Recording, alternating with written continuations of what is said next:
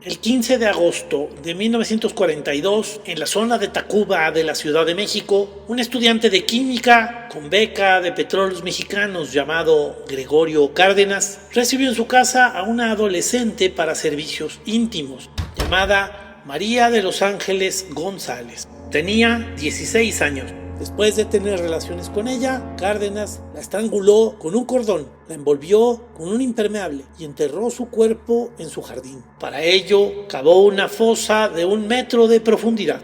Los días siguientes, este macabro personaje asesinó a 2 servidoras menores más, de la misma forma que la primera, y nuevamente enterrando a sus víctimas en el jardín. Cárdenas les inyectaba sustancias colorantes a los cuerpos para que no fueran reconocidas por las autoridades. Algunas fuentes decían que experimentó procesos de momificación con las víctimas. Esa es la historia de uno de los asesinos más impactantes de la historia de México, la historia de Goyo Cárdenas, el estrangulador de Tacuba.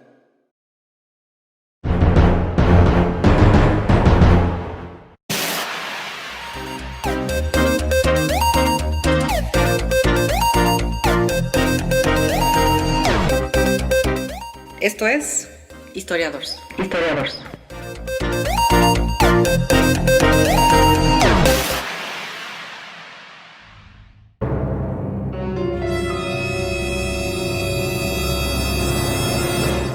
En el panteón de los criminales infames de México se encuentra la figura de Gregorio Cárdenas Hernández, Goyo Cárdenas. Destaca por la naturaleza escalofriante y enigmática de sus crímenes.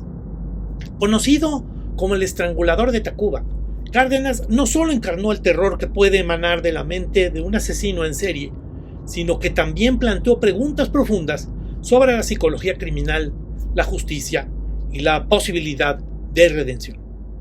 Los crímenes de Goyo Cárdenas ocurrieron en la década de 1940, un periodo de transformación y modernización en México. En este contexto, el caso de Cárdenas se erigió como un oscuro contrapunto a la narrativa de progreso y desarrollo. Sus víctimas, todas mujeres. Su modus operandi, estrangular a sus víctimas con fuerza, sin importar dolor ni agonía. El final con los cuerpos, enterrar a sus víctimas en el jardín posterior de su casa. El caso de Goyo Cárdenas causó un profundo impacto en la sociedad mexicana de la época.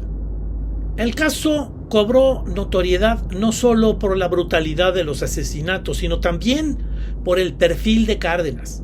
Estudiante de química becado, para muchos era un individuo inteligente y prometedor.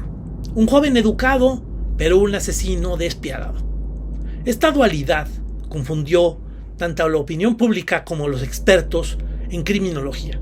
La detención y captura de Cárdenas marcaron un hito en la historia policial de México. Después de la desaparición de una de sus víctimas, Graciela, supo que vendrían a interrogarlo. Varias personas la habían visto por última vez con él. El 7 de septiembre se internó en un centro psiquiátrico de Tacubaya. Explicó a los doctores que había perdido la razón. Pero un día después llegó un oficial al hospital a interrogar a Gregorio sobre la desaparición de Graciela. El interrogatorio duró apenas 15 minutos. Goyo admitió ser el asesino y mencionó que el cuerpo estaba en el jardín de su casa. Al entrar la policía a su domicilio, notaron que un pie sobresalía de la tierra. Al investigar la escena, no solo encontraron el cuerpo de Graciela, había 3 cuerpos más en el lugar. Gregorio fue llevado a los separos de la delegación bajo arresto. Redactó su propia declaración, aceptó los cargos. Años después los negaría. Justificaba que todo era una conspiración en su contra por sus enemigos del sindicato petrolero. Su arresto no solo puso fin a una serie de asesinatos atroces, sino que también abrió el camino a una de las primeras instancias de perfil criminológico en México. La investigación reveló los patrones y la psicología detrás de sus actos, proporcionando valiosas luces sobre la mente criminal.